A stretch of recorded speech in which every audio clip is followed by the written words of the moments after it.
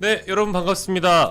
7월 마지막 날이네요. 수요일 오전 이슈버스 활기차게 문을 열어보도록 하겠습니다. 오늘도 오창익 인권연대 사무국장과 이 시간 함께하도록 하겠습니다. 어서 오십시오. 네, 안녕하세요. 네, 아이고 참 뭐랄까 이제 7월 벌써 시간이 참 빠르다라는 생각이 들고 날씨가 너무 습해가지고 돌아다니시기 좀 불편하지 않으십니까? 뭐 좀 힘듭니다. 평소에는 많이 걷는데 예. 요새 걸으면 좀 힘들더라고요. 밖에가 더워서. 네. 동남아 같이 좀 습해서. 아니요, 동남아보다 못한 것 같다는 생각도 들고요. 습도가 더 높고 예. 그래서 예. 요새 약간 좀 힘든. 많이 네. 힘드시죠? 그러니까 저도 사실 국장님도 저도 더위를 좀 많이 타는 스타일이라 네. 저도 참고로 가방에 옷을 갖고 다니는 스타일. 저는 가방이 돈가방이 아니라 옷가방입니다. 옷만 가지고 다닙니다. 예, 뜨거운 남자 오차임 국장님과 함께하도록 하겠습니다. 근데 뭐 저희 이제 오늘 본 주제 얘기하기 전에 사실은 그제 어제 제일 뜨거웠던 게 네. 경찰 쪽에 아주 민감하고 희한한 이슈가 하나 떴는데 이게 또 경찰판 그 최수근 해병 사건하고 유사해가지고요. 네. 아니 그래도 그 백혜룡 경정이라는 분은 마약 수사를 그렇게까지 열심히 하고 잘하려고 했는데 이런 희한한 일이 등장하는 거 보면, 그것도 또 데칼코마니 같은 일이 또 등장하는 거 보면 지금 이 윤석열 정부 내에 무슨 문제가 있는 거 아닐까요? 이 정도까지 있는 영화 같은 일은 흔치 않은 거잖아요. 그러니까 뭐 조지호 경찰청장 인사청문회에서 나온 일이잖아요. 네네네. 사실관계는 좀 짚어봐야 된다고 생각합니다. 그런데 경찰이란 조직은 위계가 정확한 계급 조직입니다. 네. 그리고 제복 조직이에요. 예. 군하고 아주 비슷합니다. 그리고 계급이 세분화돼 있고요. 네네네. 하나하나 계급 올라가는데 뭐 근속 승진이라 해서 네. 일정하게 연수를 채우면 승진할 수도 있습니다. 하위직은. 네. 그러나 경감, 뭐 보통 간부를 경위부터 간부라고 부르는데 옛날에 예. 파출소장 계급입니다. 예. 이 계급들은 올라가려면 상당히 고단하거든요. 그리고 누군가 끌어주거나 예. 뭔가 힘이 작용되지 않으면 상당히 어렵습니다. 그러니까 꼭 승진을 해야 될 사람이라고 해서 꼭 승진하는 것도 아니고 이런 문화가 강해요. 예. 그만큼 경찰청장의 장악력이 상당한 건데 예. 특히 조지호 씨는 뭐 저도 좀 아는 사람인데 아, 그러세요? 좀 많이 봤죠. 네. 그분 어렸을 때부터 봤죠. 하여튼 그런데 예. 농담입니다. 그분 저 경찰관 처음 할 때부터 봤던 것 같아요. 예. 주로 이제 경찰청의 기획 파트에서 주로 있었던 직원이었는데 예. 하여튼 승진을 거듭하고 윤석열 정권 입장에서는 마이크를 살짝 예. 네. 예. 윤석열 정권 입장에서는 이제 TK 출신 경찰청장이 우리에게도 필요하지 않나 이런 생각을 했던 것 같아요. 하여튼 경북 청송 출신인데 평소에도 장악력이 굉장히 강하다는 소문이 많아요. 예. 그래서 서울지방경찰청장 하면서 워낙 빡세게 직원들을 몰아세워서 직원들 중에 힘들어하는 사람이 많고 또 그 중에 한 2~5명 정도 극단적인 선택도 하고 과로로 쓰러져 돌아가신 분들도 있고 뭐 이런 상황이거든요. 예. 그런 사람이 이제 경찰청장이 되는 거예요. 예. 인사청문회를 통해서 결과는 뭐 청문 보고서를 채택하고 그러긴 했는데 어떻든 간에 지금 뭐 국회 인사청문 구조는 이진숙 씨 같은 사람도 얼마든지 방통위원장이 되는 구조잖아요. 수준이 많이 낮아졌죠. 아니 그렇기도 하고 대통령 임명을 강행하면 예. 국회에서 어떻게 할 수가 없죠. 뭐 나중에 탄핵하든지 이런 방법이 있겠지만 예. 경찰청장도 인사청문회를 한다는 것, 또 경찰청장 후보자가 됐다는 건 사실상 경찰청장이 됐다는 것과 다르지 않습니다. 예. 또한 당시에 그 인사청문회 때도 여야 할 것 없이 국회의원들이 전부 조지호 후보자에 대해서 경찰청장에 내정된 걸 축하한다 이랬거든요. 내정됐다는 건 사실상 경찰청장이 됐다는 것과 예. 다르지 않다는 거죠. 네. 이런 상황에서 백혜룡 씨가 뭔가 경찰청장에게 불편한 얘기, 불리한 얘기를 한다는 건 대단히 평가할 만한 일입니다. 그러니까 어려운 일이잖아요. 왜냐하면 자기가 앞으로 겪을 온갖 불이익을 다 감수해야 되거든요. 그리고 이미 불이익을 당한 거 아닌가요? 좌천성 인사를 당하고 뭐. 그러니까 앞으로 어디까지 갈지 모르죠. 지금 어느 정도로 경찰 인사가 엉망진창이냐면 예. 윤석열 정권 출범하자마자 경찰을 좀 더 장악해야 되겠다. 그래서 행안부에 경찰국을 신설했었죠. 맞습니다. 그때 한 50여 명의 총경들이 이렇게 하면 안 되는 거 아니야라고 일과 다 끝난 다음에 토요일 오후에 모여서 회의를 한 적이 있는데 예. 그 회의에 참석했던 총경들에 대한 인사 보복을 지금까지 하고 있습니다. 2년 동안. 어떻게 하고 있냐면 굉장히 저도 뭐 대부분 아는데 역량도 좋고 예. 그다음에 내일 모레 당장 오늘이라도 경무관 승진해야 될 사람들이 수두룩한데 예. 대부분 112 지령센터라고요. 신고센터에 갖다 놨습니다. 그러니까 거기는 총경 바로 밑에 계급인 일선 경찰서 과장급인 경정 보직인데 거기다 총경들을 갖다 놨고요. 안 된다면 법은 없으니까 그렇게 해놨고 또 연구기관이나 교육기관 같은데 뭐 잔뜩 갖다 놨습니다. 그러니까 실무를 할 수 없는 뭐 수사 베테랑들이 있고 다 경찰서장 했던 사람들이어가지고 예. 실제로 필드에서 뛰어야 되고 국민들에게 치안 서비스를 제공해야 될 사람들인데 그렇게 못하게 하고 있고요. 그 인사상 불이익을 준 걸 2년째 계속 반복하고 있거든요. 이게 윤석열 대통령, 윤희근 경찰청장의 시스템에서 나온 겁니다. 총경들도 50여 명을 그렇게 하고 있는데 경정 하나쯤 골탕 먹이는 건 유도 아니죠. 지금 인사상 불이익을 받고 있다 해서 그게 끝이 아니라 일종의 시작일 수도 있다는 겁니다. 그런 상황에서 국회 청문회에 나와서 뭔가 발언한다는 건 이건 놀라운 일입니다. 그러니까 뭐 이제 그 인사 시스템을 엉망으로 가동하고 있고 그때 뭐 회의했던 총경들 다 이제 이른바 이제 좌천시켰다고 네. 한다면 뭐 그런 과정에서 우리가 엿볼 수 있는 인사가 뭐 류삼명 전 총경 같은 네. 분이겠죠. 근데 이거를 이제 진두지휘했다고 보니까 즉 인사권자라고 볼 수 있는 그 윤희근 경찰청장마저도 아까 저희가 얘기했던 백혜룡 경정에게 대해서 마약 수사 이거 대내외적으로 성과를 잘 알리기 위해서 열심히 해봐라라고 치하까지 받았는데도 전화 뭐 조모 경무관이라는 뭐 이미 이름이 뭐 네. 공개가 됐습니다만 조 경무관의 전화 한 통 이후에 이 상황이 다 이제 급반전이 된 거잖아요. 그러니까 이게 너무 전 이상하다는 거죠. 도대체 세관 직원 누구를 보호하기 위해서 이런 일을 꾸미는 거지? 뭐가 문제인 거지? 뭐가 본질인 거지? 또 용산이라는 이름이 또 등장했네? 도대체 이 정부는 뭐지? 이제 이런 이제 그 느낌은 누구나 가질 수 있는 것 같아요. 그런 게 몸에 밴 거예요. 아. 몸에 뱄다는 건 뭐냐면 검찰은 예. 경찰에 대해서 형사소송법상 수사 지휘권이라는 게 있었어요. 예. 지금은 없어졌습니다. 네네네. 그러니까 수사를 지휘하는 거예요. 머리 역할을 하는 겁니다. 경찰은 손발 역할을 하는 거예요. 예. 그래서 저 사람이 의심되니까 저 사람에 대해 수사해봐. 이 사람은 괜찮아 보이니까 수사하지 마. 이렇게 지휘를 할 수 있어요. 지휘라는 게 군대 지휘관 있지 않습니까? 예. 뭐 오케스트라의 지휘자 그런 역할이거든요. 그런 역할을 검사들이 안정적으로 경찰에 대해서 할 수 있었던 겁니다. 예. 네네. 언제까지 했냐면 문재인 정부 끝날 때까지 수사지휘권이라는 게 있었어요. 예. 지금 이제 수사에 대해서 보완 요구권으로 권한이 좀 축소되고 제한되고 있습니다만 예. 그러니까 경찰은 내가 언제든지 지휘하는 존재예요. 용산 입장에서는 검사만 했던 사람이고 또 뭐 그 사모님도 검사 고위직 검사의 부인이었잖아요. 그러니까 경찰 정도는 예. 굉장히 쉬운 파트너로 생각했던 겁니다. 뭐 이렇게 공들일 필요도 없고요. 예. 에이 하면 말 듣는. 그런데 뭐 결과적으로 말은 좀 들었지만 예. 지금에 와서 일종의 저는 양심 선언, 예. 양심 고백이라고 생각하는데 예. 이런 반발까지 불러오게 된 거죠. 예. 용산의 작용으로 보입니다. 이거는 그러면 이제 검경 뭐 수사기관에 대해서 뭐 관점이 당연히 뭐 저보다 또 우리 시청자분들보다 훨씬 더 우리 오 국장님이 깊으실 테니까 어쨌든 청문회에서 이제 이런 폭로가 나왔다는 건 이 사안을 들여다보기 위한 뭐 국정조사 이런 것도 필요한 거 아닐까요? 국정조사도 필요하고 국정조사는 강제수사권이 없으니까 강제수사할 수 있는 특검을 또 해야 되는 거죠. 그러니까 윤석열 정권에서는 지금 대통령 부부를 수사 피의자로 하는 특검의 목록이 쌓이고 있는 중인 겁니다. 이건까지 포함해서요. 그럼요. 그러니까 이거는 굉장히 중요한 수사 무마잖아요. 예.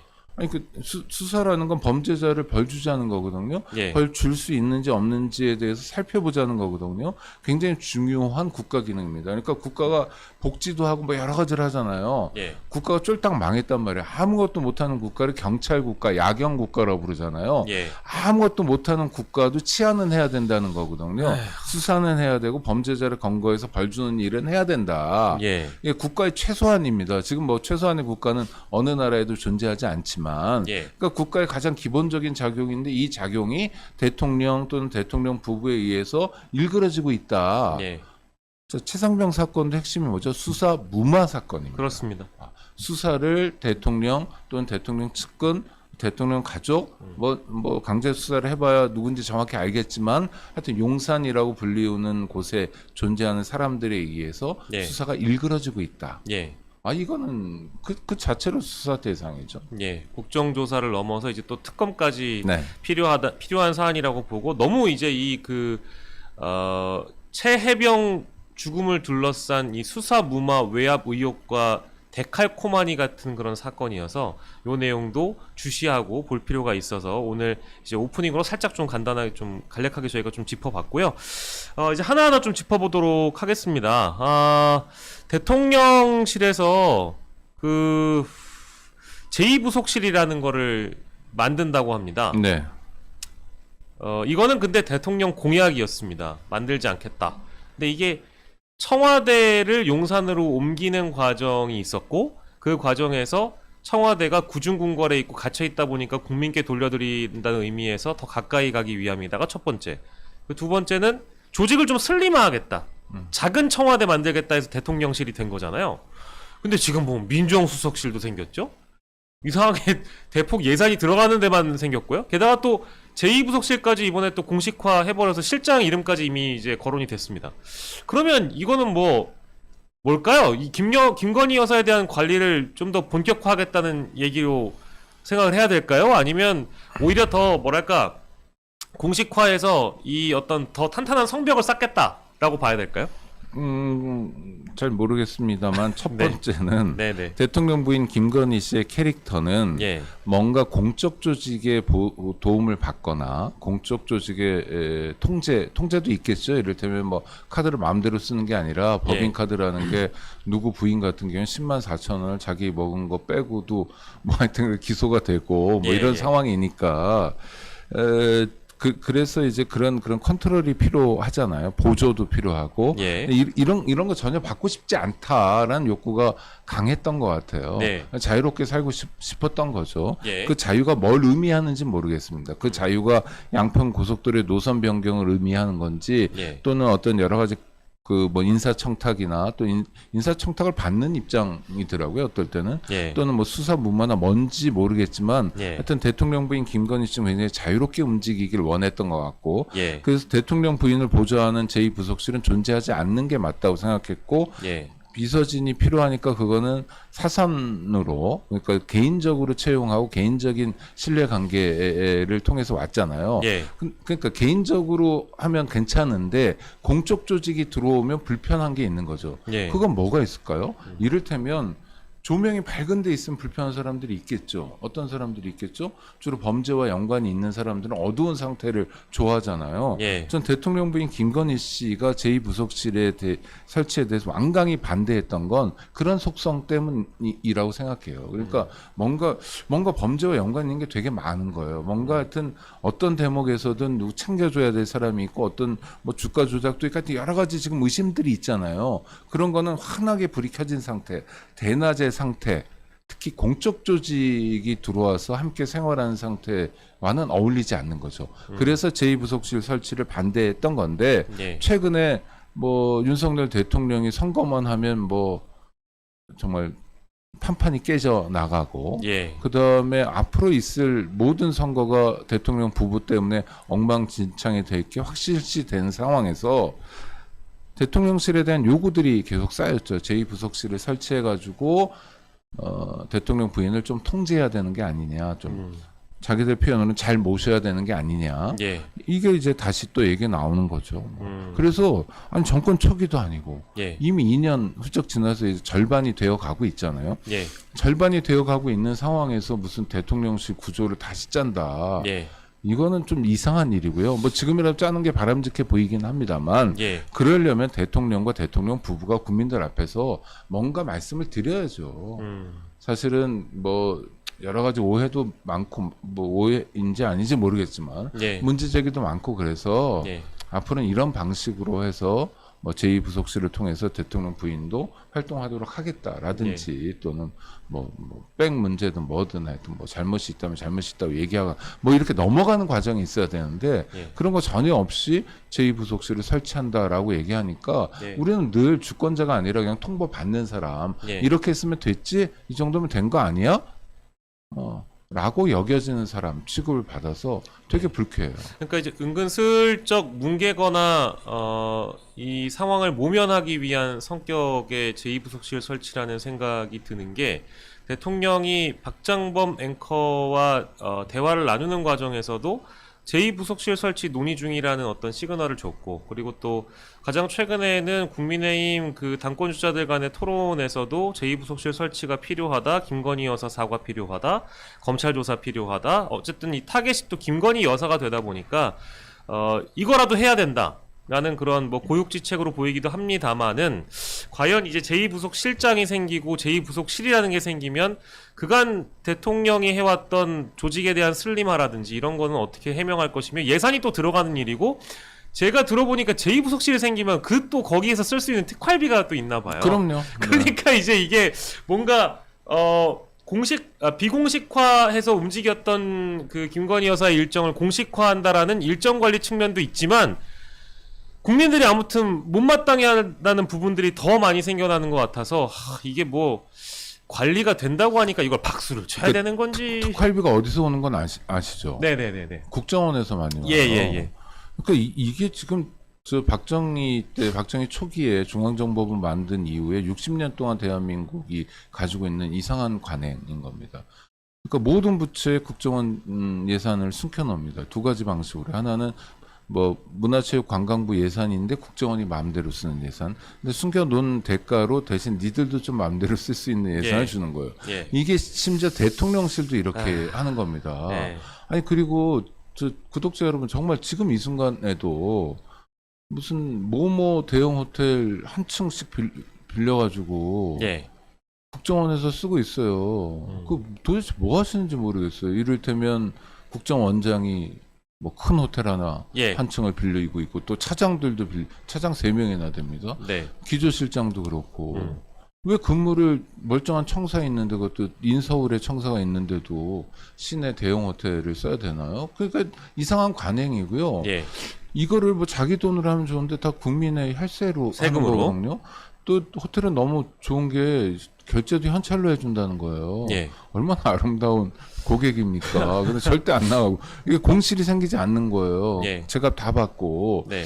이거 좀 민주파 정권에서라도 브레이크를 밟았어야 되는데 밟지 못했던 거고 안 예. 했던 거고 지금 다시 이런 문제. 그러니까 상대방이 쓸 때는 특활비가 문제고 나하고 가까운 사람들이 쓸 때는 문제가 아닌가에 대해서도 질문을 해야 되고요. 예. 차제에 예. 이 문제를 좀 제대로 해결하자. 국회에서 그 국가정보원이 쓸 수 있는 예산 정말로 제대로 된 정보 수집을 위해서 또는 정말로 국가가 해야 될 일, 누구도 안 하는 험한 일을 위해서 쓴 예산이라면 뭐 국민들 입장에서도 예. 아끼지 않고 내줄 수 있지만 예. 자기들끼리 호의호식하면서 자기들끼리 폼재고 자기들끼리 맛있는 거 먹고 뭐 아주 저 미각을 자극하는 좋은 와인 먹고 뭐 좋은 술 먹고 이런 데다 예산을 쓸 수는 없다는 거죠. 이것 좀 멈춰야 되고요. 이제라도 국회가 자기 역할을 했으면 좋겠습니다. 예. 나중에 정권 잡으면 우리가 쓸 거라고 생각하지 말고 예. 지금부터라도 단단히 했으면 좋겠습니다. 예, 뭐 다수의 언론 보도가 아무튼 제2부속실 설치에 대해서는 특히 뭐 보수 성향의 언론들은 이제 늦었지만 다행이다 이제 네네. 이런 논조가 많은 것 같고, 하지만 다행이긴 한데 이거를 이제 설치함으로 인해서 기존에 과거에 있었던 의혹들이 덮이는 수단으로 활용이 되면 안 된다라는 거 첫 번째 그 그렇죠. 매듭이 있어야죠. 뭔가 그렇죠. 예. 왜 설치하는지 대통령과 대통령 부인이 국민들 앞에 말씀드려야죠. 그렇죠. 지금 다 이상하잖아요. 뭐 국가 기록물이었던 백이 뭐 그러니까 뭐 하나하나 설명이 또 뭐 검찰에 줬다 뭐 아니 그러니까 그냥 우리는 바본가요? 야, 라는 취급이거든요. 그런 줄 알아라 하잖아요, 다들. 아니 여당 대표 후보들까지 나서서 하라고 하니까 옛다 한다. 이제 이런 방식으로는 여겨지면 안 된다는 것이고 기존에 그러면 공약과는 배치되는 부분에 대해서 어떻게 설명할 건지 사과해야죠. 예, 또 예산이 들어가는 부분에 대해서는 또 어떻게 설명할 건지 이제 이런 거에 대해서 입장이 전혀 없이 그냥 이렇게 뭉개고 넘어가면 안 된다라는 말씀이고 또 이후에 차후에 만약에 또 김건희 여사 관련 문제가 불거지면 마치 김건희 여사의 변호인 마냥 제2부속실장이 뭐 운영위 이런 데 나와가지고 어떤 탄탄한 성벽을 쌓는 것처럼 방탄의 용도로 이 부속실 설치가 쓰여서 안 될 것이다. 아무튼 걱정들이 많이 있습니다. 그리고 뭐 잠깐 우리 그 국장님께서 언급을 해주신 대목이긴 한데 그 단독 보도로 나왔던 내용이 하나 있어요. 그 디올백 관련된 보도인데 대통령은 그 디올백 그 수수와 관련돼서 인지한 이후에 신고 여부를 검찰이 조사하는 과정에서 신고하지 않았다라고 대통령실이 검찰 쪽에 설명한 대목이 오늘 보도에 나왔습니다. 네네. 이건 어떻게 봐야 될까요? 아니 그러니까 실제로 어떤 입장이 있거나 그러지 네네. 않았던 것 같아요. 예. 대통령 부인 김건희 씨가 받은 게 그 무슨 목사의 디올백 하나가 아닌 것 같아요. 예. 그러니까 굉장히 많은 걸 받았고 예. 거기서 스스럼이 없었던 거예요. 예. 그러니까 하나하나의 선물, 뭐 사실상 뇌물에 대해서 예. 대통령실이 어떤 처리 지침을 갖고 있지 않았던 거예요. 그냥 예. 예. 둘러보고 이쁘면 쓰고 예. 뭐 예. 이런 게 반복되다가 문제가 되니까 이제 와서 하나씩 설명을 하는 거죠. 설명을 하다 보니까 존재하지 않는 걸 설명해야 되잖아요. 거짓말로 예, 예, 변명을 하는 거죠. 네. 그러니까 이게 국가 기록물이다 뭐 어쩌고저쩌고 하는 거고 신고하지 않았다는 것도 예. 당최 믿을 수 없는 거죠. 왜냐하면 자, 문제가 됐을 때라도 얘기하거나 예. 가장 원칙적인 건 뭡니까? 받았을 때 뭔가 조치가 제대로 있어야 되잖아요. 네. 그런 거 전혀 없잖아요. 없죠. 그냥 행복한 미소만 짓고 있고 굉장히 편안한 상태에서 저는 그 동영상에서 너무 놀라운 게 대통령 부인이 뭔가를 받을 때 받는 게 너무 자연스러워요. 이거는 굉장히 많이 받아본 사람만이 나올 수 있는 여유거든요. 아이고 이런 걸 또 이런 표현이 등장하죠. 아니 그러니까요. 뭐 저는 누군가가 뭐 사무실에 막 선물을 사가지고 온다면 그런 일이 없지만 인권단체라 예, 그러면 예. 되게 어색할 것 같고 예, 예. 거절도 그렇고요. 그렇죠? 아니 표정도 이렇게 막 약간 놀라고 당황하고 이런 게 있을 텐데 예. 이분 되게 자연스럽거든요. 예. 마지못해 받는 사람의 어떤 뭐랄까 애티튜드랄까 늘 받아왔던 그러니까 뭐 그런 일상이에요. 모습. 그러니까 뭐 아침에 일어나서 주스 한 잔 마셨을 때 그런 표정 있잖아요. 아니 그러니까 뭐 비꼬 자는 게 아니라 실제로 김건희 실제로 씨가 그러니까요. 그랬잖아요. 예. 그러니까 그것에 대해서 나중에 사후적으로 뭔가 얘기하니까 예. 뭔가 얘기하더라도 뭐 대책회의라도 제대로 해가지고 앞뒤라도 좀 짜임을 맞춰야 되는데 그것도 안 하는 거예요. 무성의하게. 예, 예. 그러니까 막 문제가 되고 사람들이 여론에 들끓면 예. 그제서야 뭐 한마디 뭐 이런 식이잖아요. 대통령실의 대응이. 예. 아니 근데 여태까지 이런 대통령 없었다는 거예요. 예. 자 이제 제가 하나만 정리하고 가겠습니다. 네. 청탁금지법은 직무 관련 문품 이거 다시 조항이니까 읽어드릴게요. 법에 나와 있는 거니까 직무 관련 금품을 배우자가 수수한 사실을 인지하면 공직자에게 즉시 소속 기관장이나 감독기관 등의 서면으로 신고할 의무를 부여한다. 신고 의무를 어긴 경우 뭐 엄청난 처벌을 받는다 이겁니다. 3년 이하의 징역, 네. 3천만 원 이하의 벌금입니다. 근데 여기 이제 두 가지의 지점이 있어요. 첫 번째, 소속 기관장이나 감독기관 등의 서면으로 신고한다. 대통령의 소속 기관장은 누구이며 대통령의 감독기관은 누구이냐? 그럼 누구에게 신고를 해야 되냐? 이제 요거를 이제 그럼 대통령이 받았으니까 대통령 스스로 네네. 신고를 해야 네네. 되냐? 그렇죠. 요 한 지점이 있는 것이고요. 자, 두 번째. 직무 관련성이 없고 있다 해도 신고할 의무가 없다라는 논리를 이걸 우리가 국민들이 받아들일 수 있는 거냐? 검찰은 이거에 대해서 어떤 처분을 내릴 것이냐? 너무 궁색한 논리잖아요. 이게 사실은. 근데 이제 신고할 의무 신고하지 않았다라고 얘기를 함으로 인해서 이 청탁금지법 적용 여부에 대한 이 논점이 굉장히 복잡해진다 저는 생각이 들었습니다. 검찰은 어떤 처분을 내릴까요? 아니 그 검찰 권력은 아주 높은 순도로 사유화됐어요. 예, 예. 검찰의 잣대는 범죄 정도가 예. 아니라 권력의 크기예요. 예. 대선에서 이기면 아무 일도 없는 거고요. 지면은 박살나는 거고 예, 라는 교훈을 정확히 만든 거예요. 예. 그래서 묻고 싶어요. 이게 나라냐고요. 예. 그러니까 정말 별것도 아니잖아요. 뭐 백은 뭐 물론 굉장히 비싸고 그런 백을 뭐 지나가면 저 백화점 1층에 있는 거죠. 예, 예. 예, 그래서 하여튼 지나가면서 보기나 하지 뭐 예. 현실감도 없고 그런데 예. 이게 정말 나라를 들썩들썩할 만큼의 문제는 아니잖아요. 아니라고 저도 예. 생각합니다. 근데 자꾸 키우는 거예요. 예. 왜 그러냐? 대통령 부인 김건희 씨가 그 백을 받았기 때문에 문제는 커지는 거고. 그렇습니다. 그다음에 아무런 조치가 없었기 때문에 커지고 그렇습니다. 자기들이 반복해서 그렇게 하고 있는 거거든요. 예. 그러니까 스스로 범죄를 만들고 범죄를 덮으려니까 또 다른 범죄가 생기고 이런 거예요. 예. 그 범죄를 덮는 과정에서 국가 기관을 동원해서 범죄를 덮고 있는 거죠. 예. 그럼 이게 막히냐는 거예요. 음. 막히겠죠. 언제까지 막히죠? 대통령이 그 자리에 있을 때까지는 어떻게 막을지 모르지만 예. 대통령의 지위에 변화가 생긴다면 와르르 무너지는 거거든요. 예. 그러면 정말 부부가 손잡고 같이 가야 돼요. 이런 일을 왜 이렇게 반복하냐는 거예요. 지금이라도 그러니까 막 징역 5년만큼의 잘못을 했다 치면 여기서 멈춰야 되는데 예. 다른 범죄를 또 추가로 저지르니까 5년이 10년 되고 10년이 20년 되는 상황을 예. 그러니까 더 급하게 막아야 되고 예. 더 급하게 막다 보니까 앞뒤도 안 맞고 예. 이런 일이 반복되고 있는 상황 같아요. 예. 대통령 기록물이라고 하더니 이제는 입장이 다 바뀌어가지고요. 네. 이제 대통령 기록물이 또 아닌 걸로 아니 그러니까요. 이제 나아가고 있는 것 같아서 그간의 그 수많은 사람들의 변명, 해괴한 그 논리의 변명들은 다 탄핵이 돼가는 건지 변질돼가는 건지 아무튼 저는 굉장히 이 상황이 혼란스럽습니다. 명품 가방의 직무 관련성이 인정되지 않고 인정된다 해도 대통령 선물에 해당한다라는 것이 권익위의 내용이었고 최근의 보도로는 대통령 기록물이 아니다라는 식으로 지금 나아가고 있는 것 같아서 이제 그 스텝에 맞춰가는 그런 내용들인 것 같고요. 예. 지금 저희 10분 전에 뉴스 속보가 들어와서 많은 분들이 댓글창에 언급해 주시는 것 같은데요. 저는 제가 전직 언론인으로서 뭐 현직 아무튼 밑바닥 언론인으로서 아니 현직도 언론인이시죠. 네.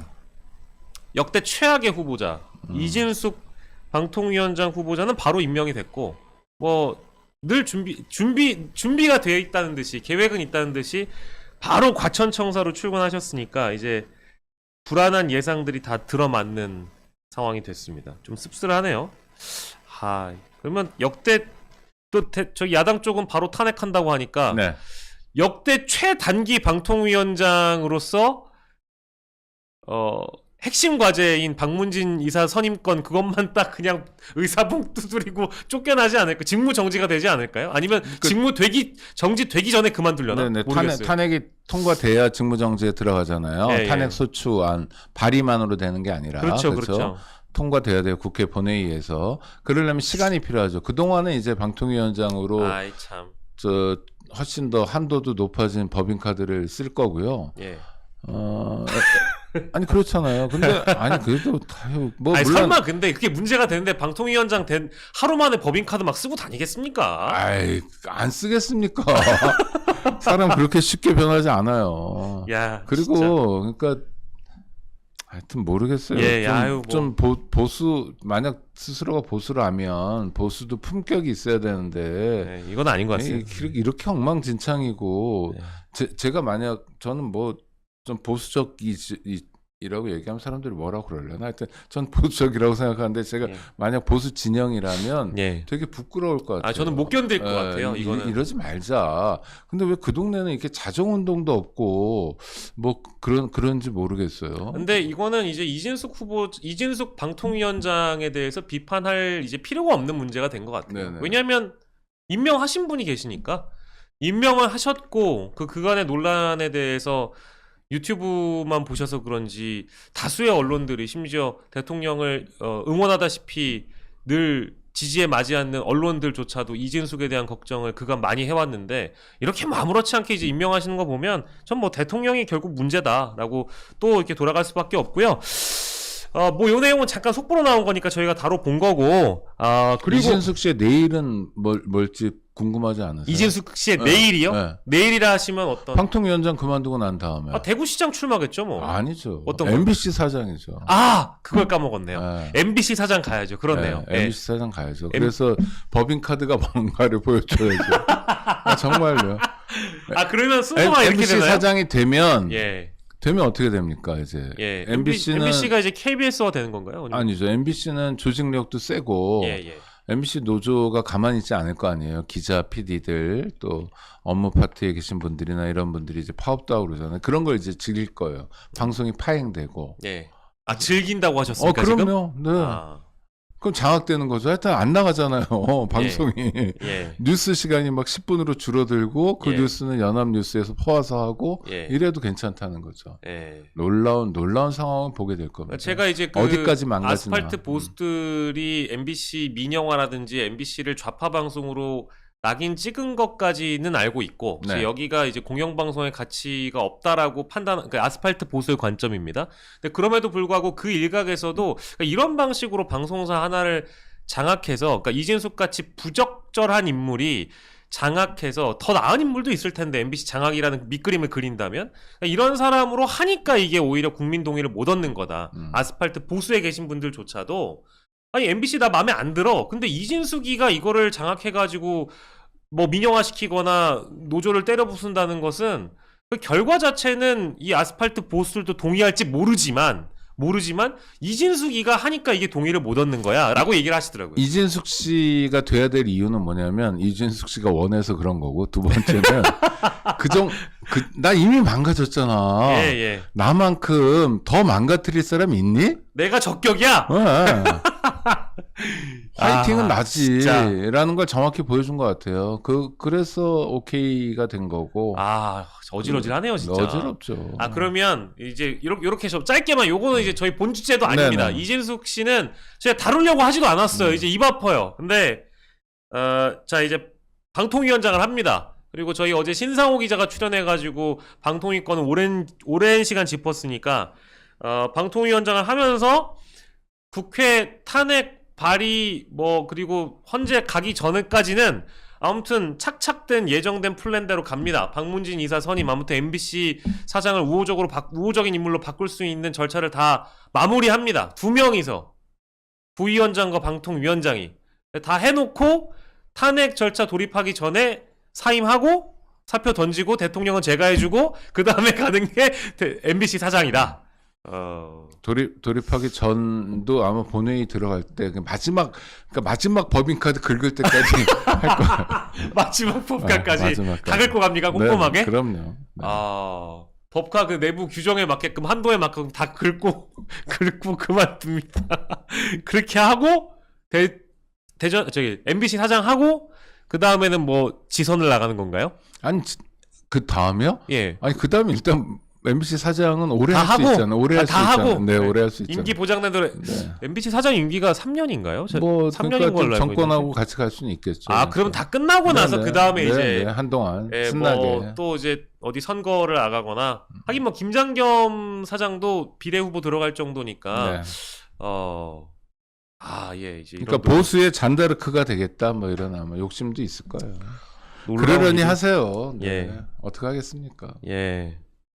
예정됐던 일이니까 저희는 다음 스텝으로 넘어가겠습니다. 언론사 얘기하다 보니까 요 내용 다룰게요.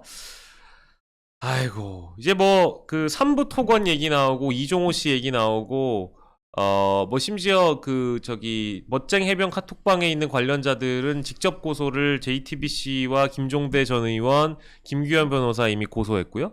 그리고 국민의힘에서는 또 따로 이제 이번에는 JTBC 기자를 상대로 고발을 했더군요.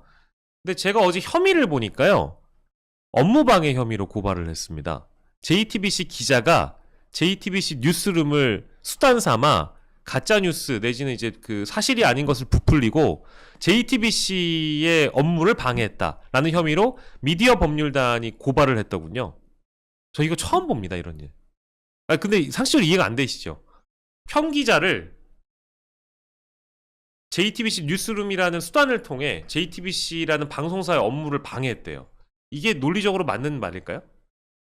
그러니까 어렵죠. 왜냐하면 뉴스룸 국장도 있고 하는데 아니 중간에 부장도 있고 데스크도 받아야 될 거고. 언론이라는 거 이제 취재를 했다고 해서 보도되는 게 아니라 취재한 취재물에 대해서 예. 위에 있는 주로 선배들이죠. 예. 또 간부들이 데스킹이라고 그래가지고 첨삭 또 이거를 게재할까 아니냐를 또 봐야 되잖아요. 그러니까 자기 마음대로 예. 뭐 1인 언론이라면야 자기가 예. 취재해서 자기가 이야기하고 자기가 뭐 할 수 있지만 근데 자기가 자기 업무를 방해하는 건 존재하지 않는 거고요. 예. 그러니까 뭐 성립이 안 되는데 그렇게 소위 미디어 법률단이라는 데서 그렇게 했다는 건 실제로 이 사람이 처벌받는 게 중요한 게 아니라 예. 고발이 되면 하여튼 고발인 조사는 받아야 되잖아요. 경찰 가야 되고요. 네, 이런 번거로운 일을 만들기 위해서가 첫 번째고 그거보다 훨씬 더 큰 목적은 뭔가 이 사람이 범죄가 있는 것 같다라는 이미지를 더 씌우기 위해서 흔히 하는 게 고소고발이거든요.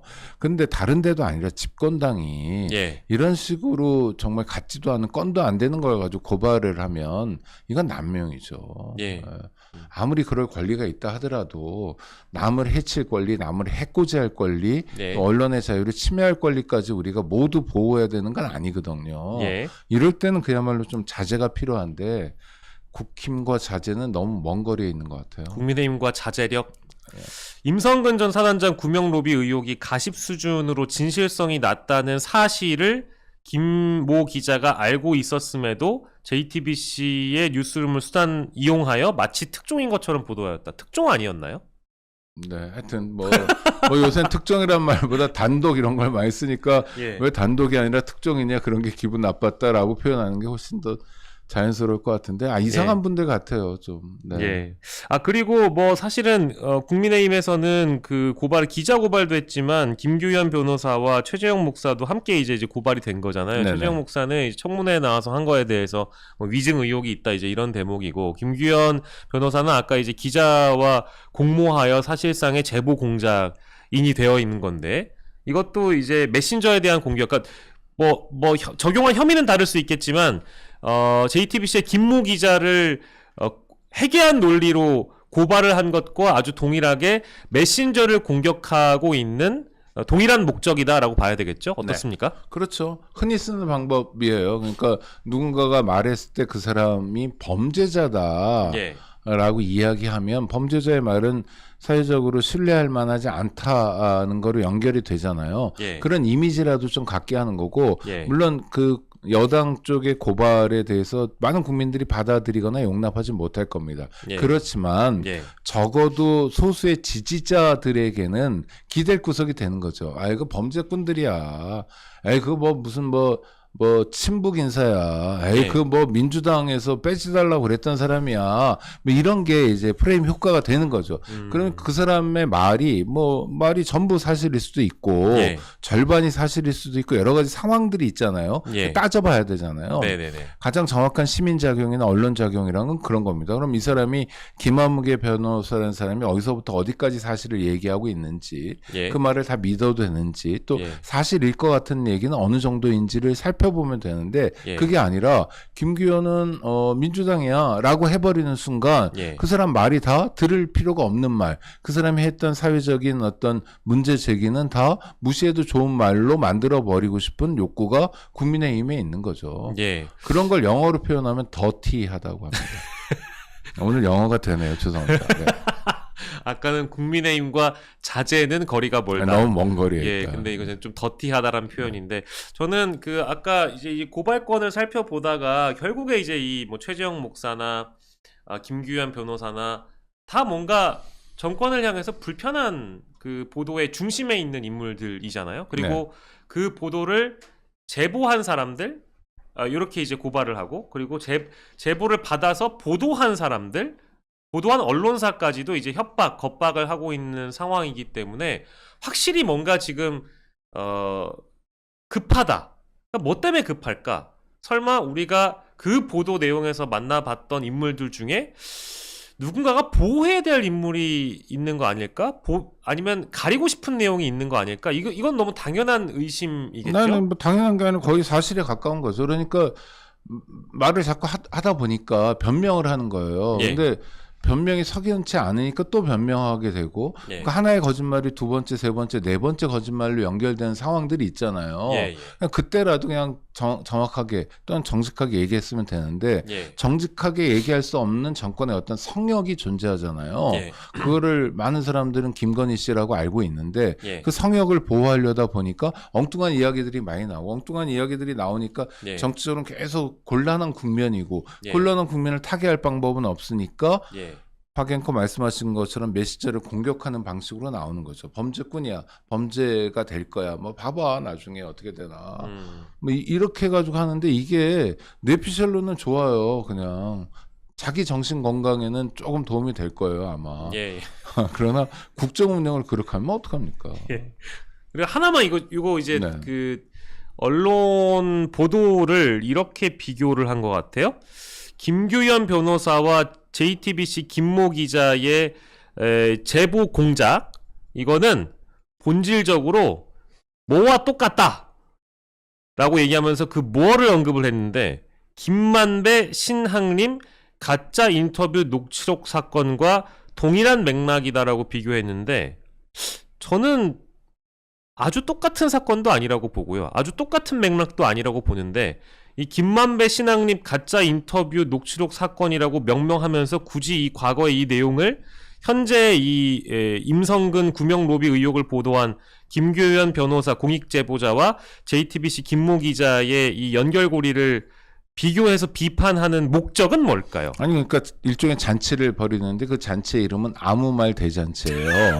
아니 오늘 좀 드립이 되시는데 아, 국장님. 그런가요? 네. 예. 감사합니다. 예, 잔치의 이름은 아무 말 대잔치다. 네, 우쭐해집니다. 예, 근데 예. 김만배라는 사람이 예. 뭐 나쁜 사람 같아 보여요. 그런데 예. 이 사람이 지금 계속 반복적으로 구속되고 있잖아요. 예. 형사소송 절차에서 이런 적 없습니다. 또 별건으로 계속 구속시키는 거예요. 예. 그러니까 김만배는 나쁜 놈이에요. 예. 김만배는 나쁜 놈인데 이 나쁜 놈이 성남시에서 사업을 크게 한 거예요. 예. 성남시장은 이재명이에요. 예. 그러니까 나쁜 놈과 연결된 이런 프레임을 만드는데 아주 김만배가 중요한 역할을 하는 거예요. 예. 이 나쁜 놈 김만배가 어디까지 하냐면 대선 개입까지 하는 거예요. 예. 신학림이라는 뭐 일반 구독자들은 잘 모르실 수도 있지만 예, 한국일보 출신으로 언론 민주화 운동에서 굉장히 족적을 크게 남긴 분입니다. 이런 사람과 그 김만배도 한국일보 출신인가 맨 처음에 그랬을 거예요 아마. 네. 그러니까 이제 언론계 선배고 또 네. 신학림 언론노조 위원장을 지냈는데 이분은 대체로 노조위원장 또 연맹의 위원장이기 때문에 예. 일정한 경력 이상의 기자들하고는 많이 아는 편이거든요. 예. 많은 기자들을 아는 게 많은 PD를 아는 게 직업이기도 하고 그러니까요. 예, 예, 예. 그러니까 이제 그런 친분 관계가 있는데 친분 관계에서 이제 금전이 오가고 이런 게 있는데 그거를 대선 개입으로 프레임을 전환해 버린 거죠. 예. 그래서 대선에 얼마나 영향을 미쳤는지 모르겠는데 진짜 예. 영향을 미치려는 의도였는지도 모르겠지만 예. 프레임은 확실한 겁니다. 왜 김만배가 그렇게까지 거액을 쓰면서 대선에 개입하려고 했냐. 예. 그럼 자기와 공범 관계에 있는 이재명의 당선을 위해서 노력한 거다라는 프레임을 만드는 거예요. 그러니까 예. 상대를 악마화하는데 지금 쓰이는 거죠. 그러니까 자꾸 그 얘기를 하는 거죠. 김만배 신학림 프레임, 뭐 커넥션이 어쩌고, 뭐 대선 개입이 어쩌고, 뭐 이러면서 예. 마치 어떤 어마어마한 대선 개입이 있었고 그거를 정의의 힘으로 눌러가지고 윤석열이 당선된 것처럼 말하고 싶은 거죠. 예. 너무 속이 빤히 들여다 보이는 거예요. 네, 예.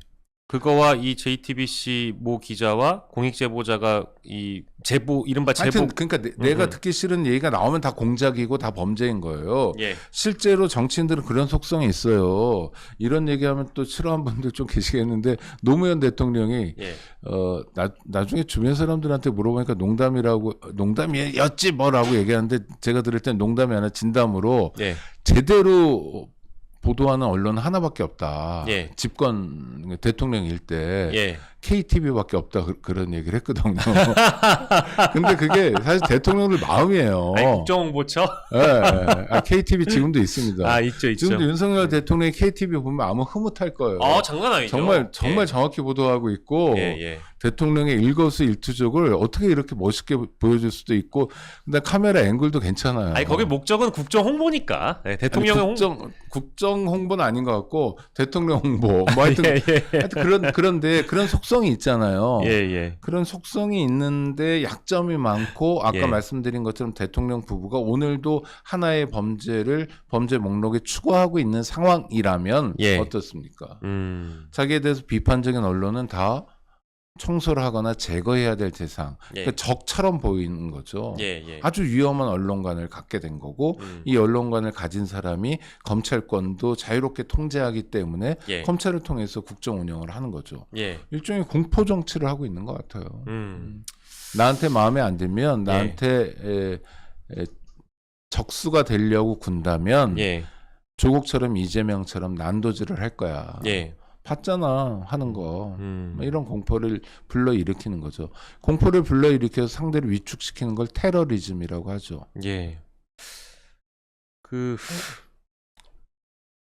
대통령과 검사들이 테러를 벌이는 거예요. 하나도 과격한 표현이 아닙니다. 좀 너무 선을 많이 넘었다고 저도 생각이 들어서요.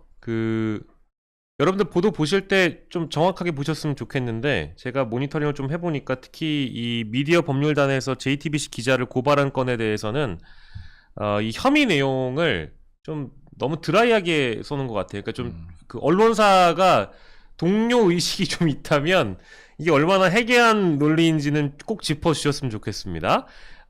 김모 기자는 JTBC 기자 소속입니다. 그리고 그 기자는 제보를 받아서 보통 기자의 업무는 본인이 혼자 판단할 수 없고 위에 선배, 그 위에 뭐 부장, 뭐 데스킹 받고 또 보도국장한테까지 확인을 받고 이 보도가 나갑니다. 근데 JTBC 뉴스룸을 어떠한 기자가 수단화해서, 과연 이용해서 JTBC 업무를 방해한 혐의로, 그것도 국민의힘 미디어 법률단이 고발을 했다라는 내용이기 때문에 마치 이 김모 기자가 엄청난 사실에 대한 엄청난 사실관계를 뭐 왜곡하거나 날조하거나 한 것이 아닙니다. 그 보도를 보시면 알 수 있어요. 임성근 대부분 이제 이종호 녹취록과 관련된 보도 내용이고요. 카톡방에 있었던 내용들에 대해서 언급을 한 거기 때문에 심지어 같은 내용의 보도를 따라 쓴 언론사도 굉장히 많고요.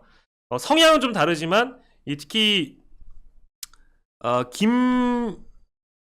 경호처장 김용현 경호처장의 명예훼손 관련된 언급까지 더불어 하면서 이 보도가 사실이 아니라는 것에 좀 주안점을 둔 고발인 것 같습니다.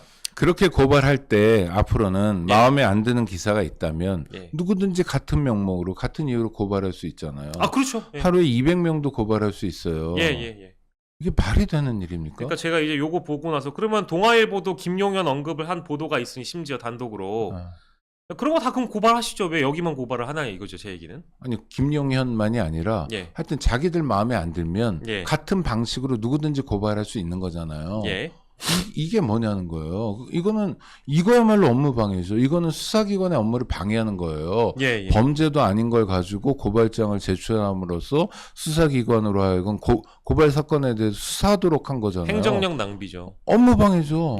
국가의 업무를 방해하고 있어요, 집권 여당에서. 윤석열 대통령, 김건희 여사, 김용현 경호처장이 관여돼 있는 것처럼 속인 게 아니라 관련자들이 한 말을 그냥 코멘트 따가지고 녹취록을 보도한 건데, 이게 사실이 아닌지를 국민의힘이 왜 판단을 하는 거죠? 저는 제가 이게 좀 우스꽝스러워서 그렇습니다. 하다 이제 이런 보도까지 보나 싶어서. 그리고 아주 중요한 보직에 고등학교 후배들 불러다가 임명하고 그러면 안 돼요. 윤석열 대통령 충암 나와가지고 정말 답답해요. 백혜룡 경정에 대한 휴대전화를 공수처가 포렌식에 들어갔고, 수사 외압 경찰과 관련된 세관, 수사, 무마 의혹에 대해서 공수처가 본격 수사에 들어간다 정도까지 지금 나온 속보로 전해드리겠고, 그리고 이제 관련된 오늘 뭐 한 얘기가 다 연결이 된 내용인데요. 이 최혜병 죽음에 가장 큰 책임이 있다고 해도 과언이 아닌 임성근 전 사단장 네. 명예 전역을 지난주에 신청을 했다고 네네. 하더군요. 근데 뭐 전역하고 명예 전역하고는 그냥 우리가 흔히 얘기하는 회사의 명퇴랑 비슷한 거잖아요. 네, 그렇죠. 그러니까 이제 그만두겠다, 퇴직금 달라 네, 이제 네. 이런 거죠. 네. 근데 그게 원래 군 내부 규정상 수사를 받고 있는 대상은 네. 이게 퇴직이 안 되는 그럼요. 거 아닌가요? 네. 그럼요. 그럼 못 나가는 거잖아요. 못 나가야죠. 군복을 못 벗는 네. 거잖아요. 근데 지금 수사 대상으로 해놨냐 하는 예. 거예요. 뭐 공수처 수사 대상이긴 한데 요거를 가지고 이제 해석하는 작업들을 할 겁니다. 예, 예. 이럴 때 박정훈 대령 같은 경우에 정확히 수사 대상이잖아요. 예. 그렇죠? 입건해가지고. 예. 근데 지금 임 사단장을 입건하는 문제로 지금 다투는 거 아닙니까? 예, 예. 많은 사람들은 그 사람이 예. 구체적인 범죄를 저질렀다. 예. 업무상 과실치사라는 범죄 주범이다라고 규정하고 있는 거고. 예, 예. 그런데 경찰에서는 아니다라고 얘기하는 거고 예. 공수처에서는 이제 진행 중인 건데 예. 하여튼 간에 이 사람이 지금 어떤 지위냐 그러니까 명예전역이라는 걸 신청할 수 있다라는 그 사람의 뭐랄까 용기라고 말하기에도 좀 이상한데 하여튼 정말 극진한 자기 사랑 뭐 예. 이런 것도 놀랍지만 예. 사람이 죽었는데 오로지 뭐 지만 챙기고 있는 그것도 그 상태도 놀랍지만 예. 이 문제를 어떻게 군에서 처리할까도 굉장히 기초가 주목되는 대목이에요. 저는 예. 전역을 허용하면 안 되고 예. 이 사람에 대한 인사 조치가 다 끝나야 그러니까 수사가 다 끝나야 된다고 생각하거든요. 그래서 그에 따라서 이 사람을 해임할지 뭐 파면할지 강제 전역시킬지 무슨 뭐 옛날에 그런 거 있어요. 이등병으로 강등시킬지 예. 여러 가지 조치가 있는 거예요. 군인연금이 되게 아름답잖아요. 네, 그렇다면서요? 또, 네, 장군 투스타니까 연금 되게 좋을 것 같고, 네. 국립묘지 널찍하니 들어갈 텐데, 예. 그런 예우를 다 해줘야 되냐, 이 사람에게. 예. 아니라고 생각하시는 분들이 많을 거예요. 왜냐하면, 예. 부하를 죽음으로 내몰았다는 의심을 받는 사람이니까, 예. 그럼에도 불구하고 어떠한 책임도 지지 않고 자기만 살려고 그러는 거고, 예. 자기만 살려고 그러는 것의 끝판왕의 모습을 보이는 거죠.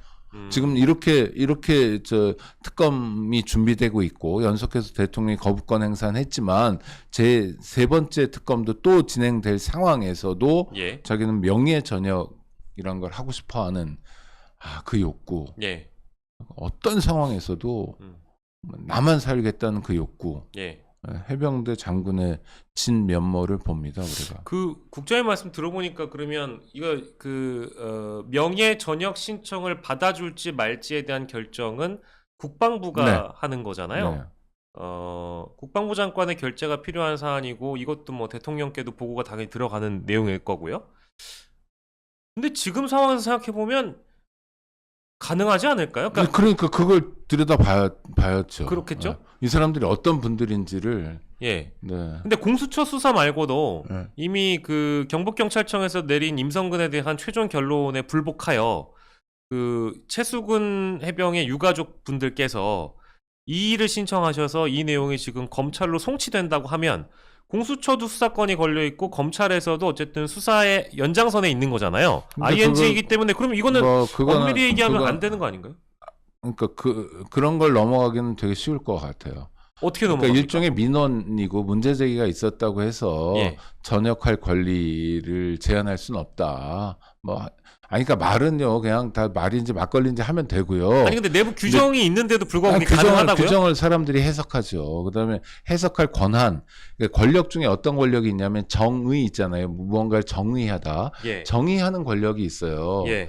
이거 하나부터 10까지가 잘못이야라고 정의하는 권력이 대표적으로 검찰이고 예. 정의하다 보니까 자기들이 힘이 센 거예요. 예, 이재명은 범죄자고 윤석열은 범죄가 하나도 없어라고 정의해버리고 모든 걸 그 프레임에서 해결하잖아요. 예. 조국은 뭐 되게 나쁘고 윤석열은 훌륭하고 이런 프레임이에요. 이게 정의잖아요. 예. 그렇게 정의해버리고 검찰권은 그것을 짜맞추는 실무적 기재로만 작동하잖아요. 예. 그러니까 임성근에 대해서도 그런 규정이 어떻든 간에 정의를 그렇게 해버릴 거예요, 아마. 예. 그러니까 어떻게 정의하는지를 봐야 된다는 거죠. 그러니까 전역은 불가능하다. 그 다음에 네가 다 소명 절차를 밟고 수사 절차가 완료되면 전역을 하든지 해야 된다. 지금 대기다 너는 앞으로. 예. 뭐 이렇게 나갈 가능성 또 조금은 있지만 별로 없어 보이고 하여튼 어떻게 할 건지 예. 또 언론 보도나 이런 추이를 좀 보기도 하겠죠. 국민 여론이나 이런 걸 살피기도 하고. 안 살필 것 같은데요? 솔직히 자신은 없습니다. 아니 저는 네. 당연히 그냥 규정이 그렇게 되어 있다고 하면 수사 중인 사안을 마무리 짓고 뭐 이제 전역할 수 있다 이제 이런 결론이 응당 날 거라고 생각했는데 국장님께서 이걸 또 해석하기 나름이라고 말씀하시면 당연히 그냥 좋게 해석해서 명퇴를 허용할 것 같은데. 그러니까 그럴 가능성도 있죠. 야, 그러니까 이거 아니 그러니까 최상병 유족들의 문제 제기는 그야말로 문제 제기잖아요. 일종의 민원. 아니 예. 뭐 장군이 민원 제기를 받았다고 해서 제대를 못하냐? 예. 이렇게 얘기할 거거든요. 예. 그럼 제대할 수 있나요? 뭐 이렇게 된다는 거죠. 진짜 충격적이네요. 근데 저도 말씀 듣고 나니까 왠지 그렇게 될 것 같아요. 네. 아무튼 지켜봐야 된다. 아니 네. 뭐 오늘 그 대통령께서 여론을 판단하는 인식, 그 어떤 민감도가 너무 떨어지는 것 같아가지고요. 이진숙 후보자 임명권만 보더라도 뭐 그러든 말든인 것 같아서 유튜브는 예. 알고리즘이 중요하다면서요. 그렇죠. 그러니까 뭘 보면 자꾸 본다며요. 그렇죠. 야구를 한번 보면 계속 야구만 야구만 뜹니다. 나오고 그렇죠. 예. 그러니까 한번 대통령이 박영식 앵커를 영접을 해야 돼요. 언젠가. 그래서 아니면 이진동 대표를 영접하시든지 그러니까 뉴스버스를 영접하셔야 돼. 실수로라도 예. 그걸 좀 한 두어 번만 보면 계속 뜰 거 아니에요. 그러면 내가 정말 잘못 살아왔구나. 예, 내가 예. 정말 엉터리구나. 가능성이 있을까요? 그런 예. 가능성이 그런 걸 느낄 가능성이 예. 있으면 좋겠는데. 그러니까 저는 특히 뭐 저희가 오늘 뭐 속보로도 전해드렸던 이진숙 후보자 얘기도 했습니다만 법인카드 문제 말고도 실제 이진숙 후보자의 경우에는 대법에서도 판결받은 그 위법적인 사유들이 많이 히스토리가 있어요. 근데 그런 것들을 유튜브에서 대통령님께서 보실 만한 그 유튜브에서 언급을 안 하는 것 같고요. 네네. 뭐 노조를 탄압했다라든지 노조의 뒷조사를 했다라든지 우와 브라보 쓸모있는 역량 있는 일꾼이네 이런 판단을 하는 거죠. 노조를 탄압하다니. 아니 근데 그 보수의 관점에서 봤을 때 네. 이미 이제 뭐 유죄 판결이 내려진 사안이라면 얼마든지 보도해서 이거는 이제 공직자 자격으로서는 좀 어렵다 부적격하다라는 해설 정도는 달아줄 수 있을 거라고 그러니까 보는데 저는 우리 사회가 너무 이게 기준이 없는 사회가 됐는데 대통령이 하는 말 중에 레토릭이죠. 헌정 질서를 확립한다 이런 말을 많이 해요. 네. 근데 진짜 헌정 질서가 뭐냐면 일단 노조 관련해서 헌법 32조예요. 예. 노동자는 근로조건의 향상을 위해서 예. 세 가지 권리 노동 상권이라는 거 단결하고 그다음에 교섭하고 아니면 행동하는 3권을 가진다라고 헌법 33조군요. 33조에서 명문으로 규정하고 있어요. 예. 그러니까 노동자들이 노동조합을 만드는 건 헌정 질서예요. 노동조합을 만든 까닭이 뭐냐면 많은 사람들이 그러잖아요. 월급 더 달라고 데모하냐고. 왜 월급 더 달라는 거예요. 근로조건의 향상이에요. 어느 근로조건의 향상이라는 게 뭡니까? 월급은 올리고 노동시간 줄이고 휴게시간 늘리고 휴직할 때 좀 그래도 에어컨이라도 돌아가는 곳에서 휴직하고 예. 너무 힘들게 일하지 않고 예. 그렇죠? 뭐 회사에서 복지도 좀 주고 이런 것들이 다 근로조건이잖아요. 노동조건. 예. 노동조건 향상을 위해서 교섭도 하는 거고 단체 협상도 하는 거고 예. 단체 협상이 잘 안 되면 파업을 하는 거예요. 예. 이게 헌법 규정이고요. 헌정 질서입니다. 근데 예. 헌정 질서를 굉장히 자의적으로만 해석해요. 노동조합을 까부수는 게 노동조합을 탄압하는 게 헌정 질서인 것처럼 착각하는 거예요. 예. 그러니까 기준을 가지려면 하나만 가지라는 거예요. 정말 헌법 질서라도 가지면 예. 우리 사회가 어떻게 갈 수 있을 것 같아요. 근데 말로는 헌정 질서예요. 말로는 자유라고 얘기해요. 예. 그렇지만 어떻습니까? 실제로 자유, 국민들의 자유, 언론의 자유, 표현의 자유 이런 건 탄압합니다. 이런 거는 이제 압박해요. 예. 막 예산도 안 들어가게 해서 질식할 만한 상태를 만들어 버립니다. 예. 그러니까 내가 누리는 자유 말고는 다 싫어 남들의 자유는. 이게 어떻게 자유입니까? 이런 자유가 어디 있어요? 어느 시대에 이런 자유가 있어요? 어느 시대에 이런 거를 독재라고 부르지 자유라고 부른 적이 있어요? 그 헌정질서도 마찬가지고요. 아니 보수라고 생각하시는 분들은 적어도 헌정질서 확립에는 동의해야 헌법질서를 지켜야 된다는데 동의해야 보수일 수 있는 건데 예. 노조가 무슨 박수 보내고 와 이진수 멋있다. 그럼 버카야 사소한 일이지. 그 겨우 빵 샀대는데 뭐 와 이러면 부끄러운 겁니다. 예. 근데 많은 분들이 부끄러운 줄도 몰라요. 예. 너무 언론에서 실제 후보자 검증을 너무 본인들도 부끄러우니까 보수 성향의 언론들은 이진숙 후보자에 대한 검증을 아예 포기를 한 것 같더라고요. 이제 야당의 뭐 좀 유치한 공방 이런 거를 많이 부각시키고 이진숙 후보자가 실제 뭐 과거에 노조를 어떤 방식으로 탄압해 왔는지 심지어 대법 판결까지 난 사안에 있어서 언급을 안 하는 것 같고 예, 뭐 이제 그런 내용들 제가 좀 언급을 하고 싶었습니다. 하지만 그렇게 그런 인물도 임명하신 건 대통령이시고 대통령이 책임을 지고 온갖 부담을 다 짊어지시겠다니까 그 선택은 뭐 또 존중하고 받아들여야 되겠죠. 그런 차원에서 임성근 사단장의 명예 전역권도 충분히 해결될 수 있지 않을까 하는 불안한 예감이 들고요. 오늘 이제 수요일 시간이었습니다. 7월 31일, 7월의 마지막에 보내드린 이슈 버스였고요. 9시 박영식의 이슈 버스는 뉴스버스 채널의 휴가 시즌을 맞아서 잠시 재정비의 시간을 가질 예정입니다. 많은 분들이 또 아쉬워하실 텐데요. 이 채널이 좀 더 보다 더 성장하고 이 채널이 보다 더 퀄리티 좋은 방송 컨텐츠를 여러분께 선사할 수 있도록 잠시 재정비 시간을 갖게 되니까요. 새로운 면모를 갖춰서 우리 시청자, 구독자 여러분들을 또 만나 뵙도록 하겠습니다. 이슈버스 시간에 매주 고생해 주셨던 우리 우창희 국장님께서도 좀 근데 뭐랄까 저 댓글 달았습니다. 댓글 달았어요? 아쉽네요. 예, 또 좋은 모습 저희가 보여드리도록 하겠습니다. 오늘 7월 마지막 방송이었고 우창희 국장님과 함께했고 오 국장님께서도 그간 고생 많으셨습니다. 아이고 감사합니다. 네, 고생하셨습니다. 저희는 네. 다음 기회에 또 돌아오겠습니다. 고맙습니다. 아이고 감사합니다.